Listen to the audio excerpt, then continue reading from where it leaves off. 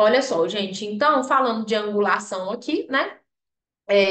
A gente tem que ter um cuidado muito grande de não ultrapassar esses ângulos, né? Tanto o ângulo nasofrontal e o ângulo de columela, né? Que é o nasolabial. Não sei por que que o escrito tá com essas falhas, mas eu já entreguei para Deus aqui esse slide, né, gente? Tá com esse errinho aí, mas vocês estão conseguindo ler. Olha só, o ângulo nasofrontal é o que mais me assusta em alguns resultados. Primeiro, porque a gente perde a naturalidade da anatomia, né, do nosso nariz, que a gente precisa ter esse ângulo, que a gente fala ali mais ou menos de 120 a 130, mas é difícil, né, a gente saber, o que é 120, 130. Mas, de fato, é a gente entender que ele não pode ser 180, né, gente? A gente tem que, de fato, ter uma angulação. Então, aquele nariz que vem da testa pro nariz, para mim é assim, é melhor você deixar a giba ali do nariz, né? E outra coisa, a gente tem que lembrar que nariz é uma região que a gente tem muita retenção líquida, né?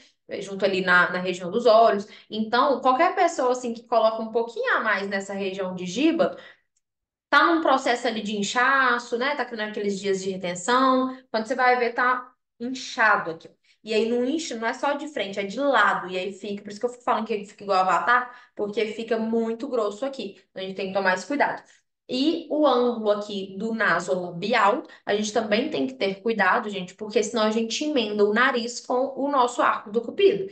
E aí de lado fica muito feio e não fica realmente harmônico, tá? Então a gente trabalha ali com mais ou menos em mulher, né, o de rosinha aí é a angulação ideal para mulher, né, que é entre 95 a 105 graus, e o de homem, né, a gente consegue um ângulo um pouquinho mais fechado aqui no naso frontal e também aqui no naso labial, que é um nariz que não precisa ser tão empinadinho, né? Geralmente o homem gosta das coisas um pouco mais naturais, assim.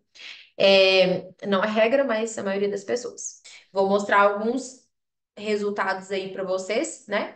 E discutindo um pouquinho. Olha só, esse primeiro resultado é uma paciente que me buscou mais pela questão de ângulo, né? De ângulo nasal, que por mais que a gente tenha trabalhado apenas em columela e em ponta, olha como que a gente melhorou o dorso. Tô falando dessa paciente aqui, tá? Olha só como a gente conseguiu melhorar aqui, ó, a columela dela. Aumentamos aqui o ângulo, vocês conseguem observar essa mudança de ângulo? Aqui estava um ângulo quase 90 graus, né?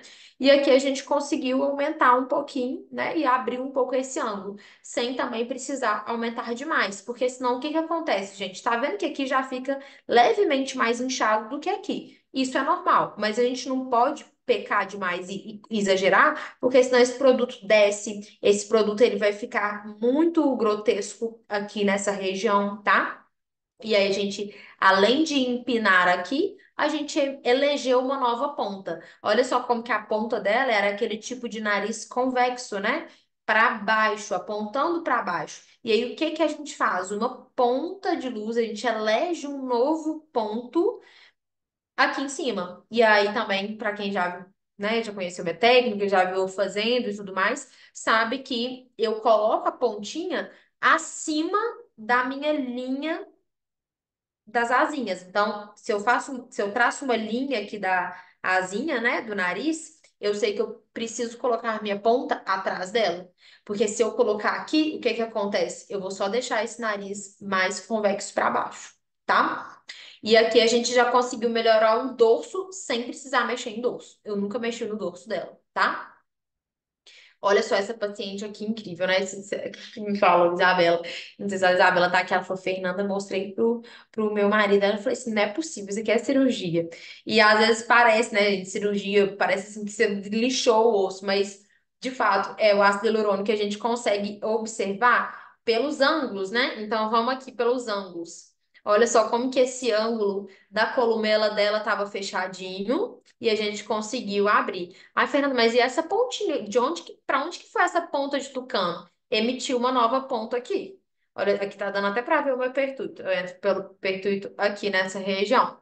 E aí eu consigo colocar essa pontinha lá em cima, fazendo um ponto de luz. Então, o nariz que ele era totalmente aqui, ó, convexo, eu consigo colocar uma pontinha aqui, ó, emitindo, elegendo uma nova ponta. Então, eu refaço a ponta do nariz, né? E aí, nesses casos, se a gente coloca muito, a gente acaba tendo um problema por conta de excesso e a ponta, a elasticidade da ponta nasal, ela é baixa, tá, gente?